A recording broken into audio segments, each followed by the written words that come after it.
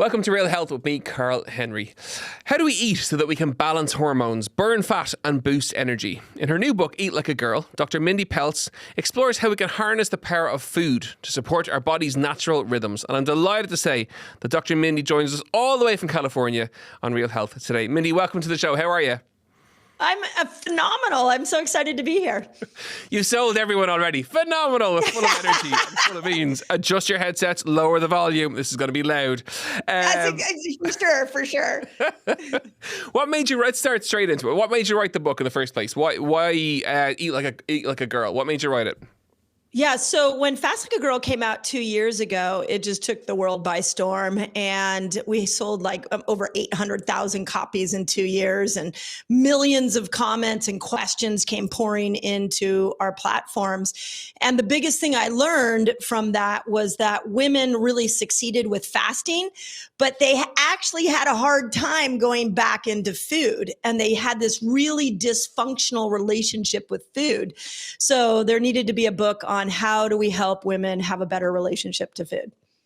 Let's focus on the first principle within the book about blood sugar matters and calories don't. Yeah. Topical. Yeah. Very topical. So, I mean, pretty much every woman on the planet has had one point in her life where she counted calories and tried to lose weight that way. And one of the things that happens when we become obsessive calorie counters is A, we don't succeed. B, we go into massive deprivation. But then when it doesn't work, what a woman does is she turns on herself and she starts shaming herself, guilting herself, being like, I don't know, maybe something was wrong with me. Why can't I make the calorie in, calorie out theory work for me? So I needed that to be the first principle, that stop counting calories. It is not helping you balance hormones. It's not helping you lose weight. What you want to focus on is blood sugar. And if you put your focus there, now food becomes really fun. And what we're kind of bringing it back to really is glycemic index, glycemic load. Is that where we're going? Yep, you absolutely got that right. So every food has a different glycemic response in our body. And the ones that have really high spikes are going to force your body to make more insulin. The more insulin your body makes, the more it is prone to insulin resistance, which is a state where the cells can't take insulin in, they can't take glucose in. And whenever your body has excess of anything and it doesn't know what to do with it, it stores it in fat.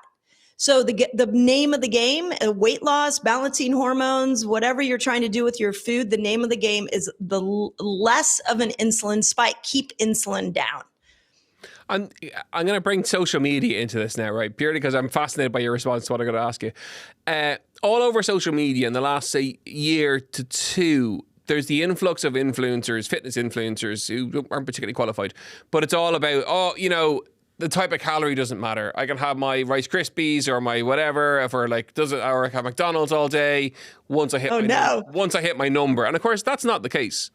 No, quality of food. The conversation needs to turn from quantity to quality. So especially now, I mean, I don't know what it's like in Ireland, but in America, we have a horrible food system. We have the most toxic food system than we've ever had in our entire lives.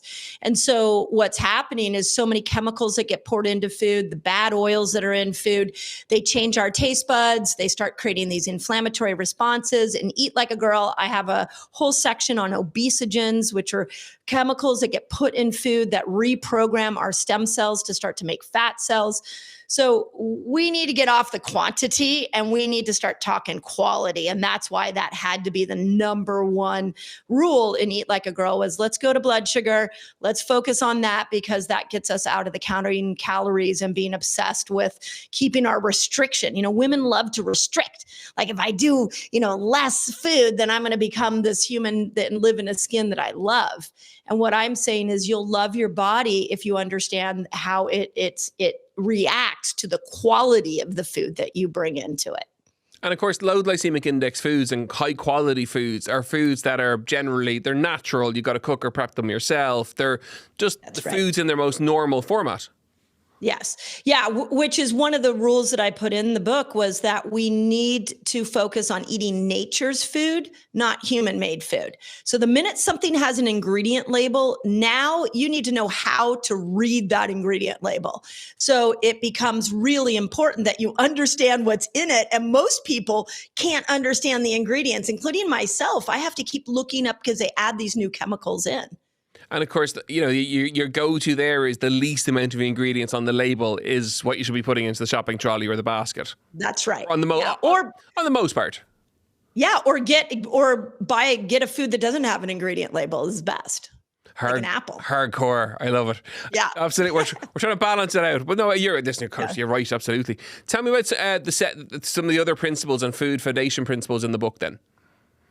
Yeah. So one of my favorite ones that I'm hoping will change women's relationship with how they crave food is that your microbes, the microbes in your gut, cause your cravings, not just your brain's taste buds. So the rule is feed your microbes, not your taste buds. So when we go and go out to dinner or we are putting a meal together, what we do is we say, what am I in the mood for? Well, the minute you say what I'm in the mood for, now you're going to your taste buds, and those taste buds have also been hijacked by chemicals that have been sprayed on foods. So we need to start asking ourselves, what food do the microbes in my gut need? So let me give you an example. There are microbes in your gut that actually tell you to eat sugar. There are microbes in your gut that actually tell you to crave different chemicals. If you think about polyphenol foods, probiotic foods, prebiotic foods, foods that feed the healthy microbes, then those bad microbes that are giving you bad cravings will die off. So let's start feeding those microbes that are going to flourish, that are helpful to you, and not the microbes that are keeping you addicted to the foods that don't serve you. And of course, protein then into principle number 4. The hero macronutrient. I love that. I've never heard protein described as a hero nutrient, but it totally is. You're totally right. Yeah, it's the hero. Why did we somehow we got obsessed with carbs? 5 years ago when the keto world started, we were like, carbs are bad, and everybody freaked out. But what we should have said is nature's carbs are good, man-made carbs are bad, and let's eat more protein. So protein has amino acids in it, whether you're plant-based or you're an omnivore. And when you go to make hormones, you need about 24 key nutrients, and 9 of those are amino acids. So if you're not eating protein on a regular basis, you're not getting enough amino acids. If you're not getting enough amino acids, you're not giving your body the fuel it needs to make hormones. Chat to us about the protein kind of requirement, the daily requirement, because there's the mixed messaging around that is very controversial on social media. It's so controversial right now. It cracks me up. I've been studying nutrition for 40 years, and I'm fascinated that protein is so confusing at this moment.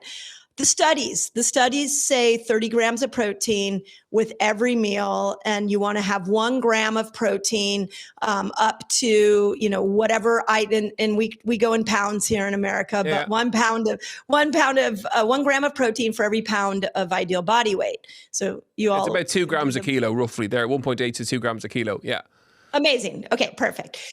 But here's the challenge. What we've done, especially for women, is now women are not counting calories. They're counting protein and they're counting carbs. And I'm a big fan of everybody just stop counting. We need to that's why I'm like, let's just all agree. Protein is the hero macronutrient. You really want to get at least 30 grams of protein at every single meal.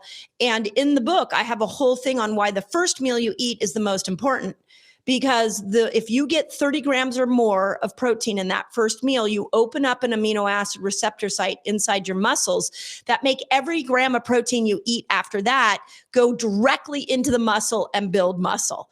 So that first meal is the most important, and we need to have at least 30 grams there. And of course, 30 grams for people listening in is about 3 eggs, a large chicken breast, a large portion of fish, large portion of steak. You add in beans, pulses, stuff like that to kind of bulk it out a little bit too for vegetarians. Yes. Yeah. And so in the book, I listed them out because the next most common question is what is the measurement? But I think more importantly, the reason I did plant-based and omnivore is that the plant-based world, when this protein theme came out, the plant-based world kind of took a hit, and it was like, oh, you can't get enough protein if you're plant-based. You just have to be more mindful to get a variety of protein. Whereas meat has all your essential amino acids, plant-based doesn't have all those essential amino acids. So just make sure you get a good variety. Chat to me then about the ketobiotic and the hormone feasting. Let's bring that into the conversation. So I highlight two different food styles because keto really works for women. It is phenomenal. When we look at the hormone estrogen, she wants insulin and glucose to be down. So at the front half of a woman's cycle, a more lower carb version of eating is going to work great for the estrogen system. Now, I call it ketobiotic because you need to make sure that the carbs you are eating are coming from vegetables and fruits and sweet potatoes and potatoes, like from nature's carbs. Okay, so you're pulling in your pastas, your breads, your rices, all of that. Exactly. So there are times in a woman's cycle where she needs to do that. And I gave it a style, ketobiotic. Then there are times she needs to do exactly the opposite, where progesterone, this hormone that calms us and causes the uterine lining to shed the week before a woman's cycle, or the hormone that goes away when we're in perimenopause and menopause, we actually need our glucose to be higher. So we need to bring our carb load up. And I call that hormone feasting, that it's a time to feast so that you give your hormones what it needs.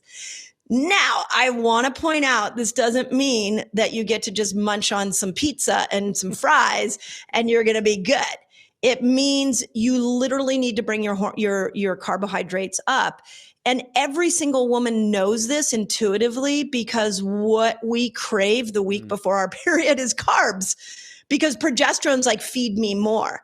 So instead of us saying keto is horrible for women, what I brought into the conversation here was keto, when done right, is phenomenal for a woman, especially when she's trying to bring estrogen up.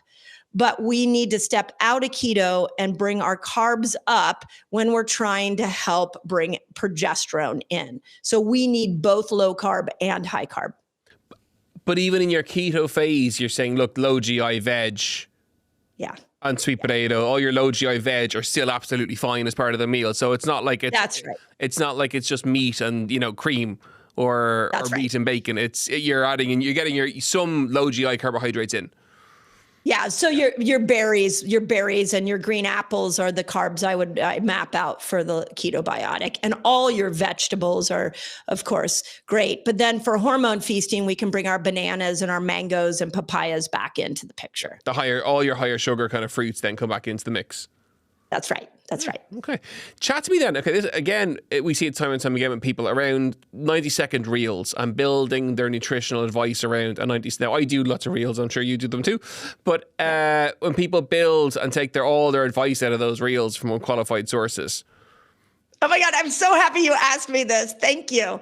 This is like my pet peeve right now, which is we go to social media, we like scroll Instagram or Facebook or TikTok, and we find these little 90-second slivers of information. And what happens is we build our whole health habit around it. And here's how I know, because so many people start asking me questions. They're like, hey, this influencer thinks this, and it's in opposition of what you're saying. And then I go to the reel and I look at it and I'm like, okay, let me go listen to the podcast it came from. Let me look at the long YouTube video that it came from. And I'm like, that's not what they're saying. You just got sucked into a clickbaity moment. So yes, I do reels, you do reels. They're great little sound bites. When you see a reel that you're like, that's interesting, go to the long format, listen to the whole discussion, and then make a decision for yourself. Yeah, they're calls to action. The action being listening or watching the full clip or the full episode or whatever. I love that thought. That's exactly what I mean. As people who put reels out, that's exactly what we're doing.